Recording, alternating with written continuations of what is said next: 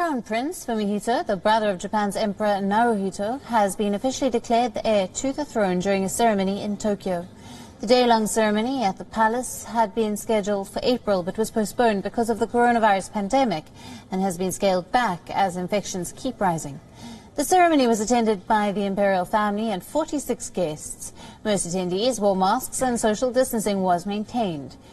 During the ceremony, Naruhito declared the 54-year-old Fumihito Crown Prince to the people of Japan and abroad.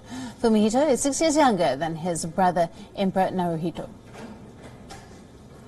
皇室典範の定めるところにより、文仁親王が皇嗣であることを広く内外に宣明します。Under Japanese law, only males can inherit the throne. So Naruhito's only offspring, an 18-year-old princess, Aiko, is ineligible. Now, efforts to amend the law were abandoned when Fumihito's wife bore a son, Hisahito, in 2006.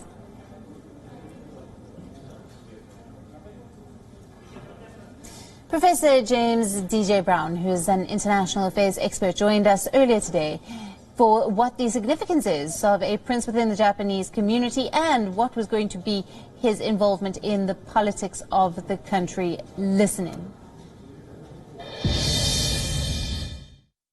Within the Japanese system, there's a very clear line which is drawn between the imperial family and politics. They absolutely must not involve themselves within politics. The Japanese emperor is not officially the head of state.